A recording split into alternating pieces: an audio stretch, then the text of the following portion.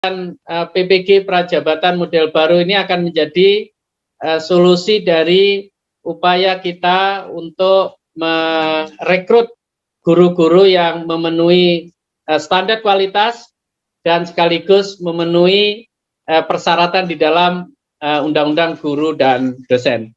Slide berikutnya. Jadi kalau saya gambarkan dunia pendidikan kita itu ibarat kolam, maka tentu kita ingin agar anak-anak bisa tumbuh kembang dengan baik, ibarat ikan-ikan yang ada di kolam itu bisa sehat dan besar, cepat besar, maka kita membutuhkan air yang jernih. Nah, kejernihan air itu kita gambarkan sebagai sosok guru yang berkualitas, sosok guru yang profesional.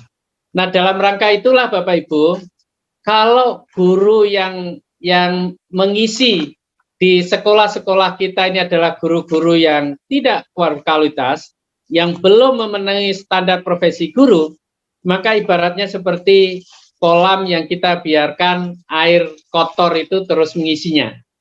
Nah, bagaimana agar air di kolam itu menjadi bersih? Maka air yang masuk ke dalam kolam itu adalah harus air yang jernih. Nah, air yang jernih itu seperti apa?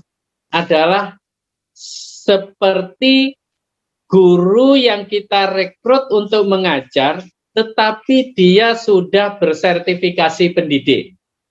Nah, itulah sebabnya maka rekrutmen calon guru harus juga sudah mempertimbangkan terkait dengan profesional guru tersebut.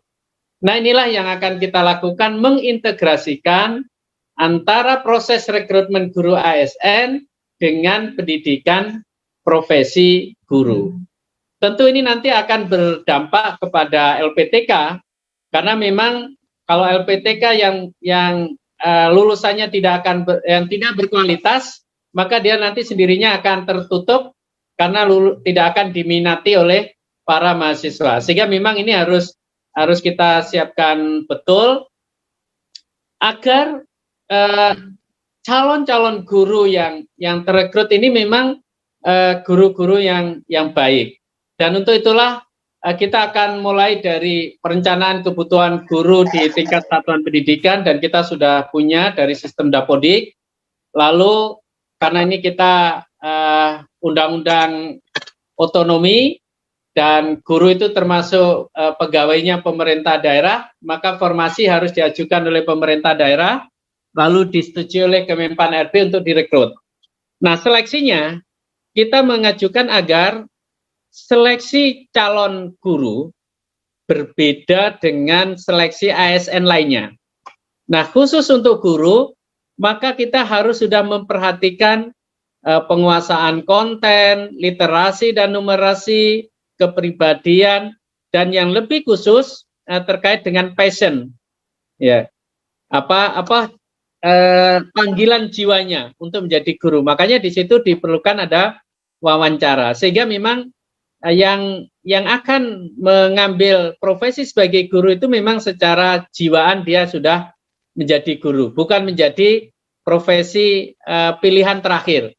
Daripada tidak kerja, ya sudah jadi guru saja. Bukan itu yang kita inginkan. Maka itu di dalam proses seleksinya harus sudah kita terapkan, dan nanti ketika guru tersebut sudah lolos dalam seleksi, maka sebelum dia mendapatkan penugasan ke sekolah, dia harus mengikuti pendidikan profesi guru. Nah, inilah yang kita sebut dengan PPG Prajabatan. Nah, kalau di ASN ya seperti dengan Latsar atau pendidikan prajabatan ya. Nah, ini yang coba kita lakukan, dan tahun 2022 menjadi titik awal kita akan melakukan itu semuanya. Nah, ini sekarang sedang kita siapkan. Nah, apa saja yang menjadi kekhasan daripada PPG Prajabatan ini? Silakan di slide berikutnya.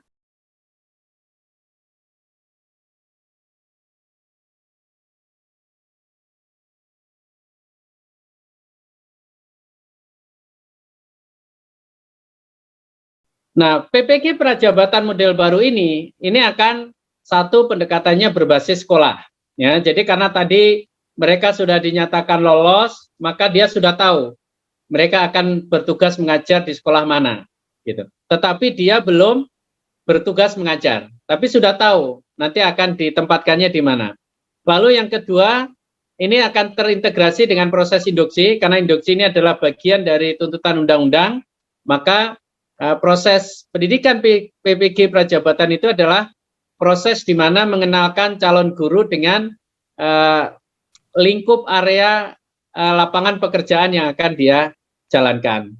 Nah, yang ketiga, pendekatan ini akan menjadi lebih efektif dan efisien karena kita sudah tidak perlu pikirkan lagi PPG dalam jabatan. Dan yang terakhir, tentu ini akan semakin memperkuat sinergi dengan pemerintah daerah karena daerah sudah kita libatkan dari sejak rekrutmen awal, ya, sejak pengajuan formasinya. Bahkan nanti ketika kita sudah bisa mencapai keseimbangan antara supply demand-nya, maka nanti berapa mahasiswa yang dididik oleh LPTK untuk menjadi calon guru, itu sudah bisa kita tentukan dari sejak rekrutmen awal calon mahasiswa.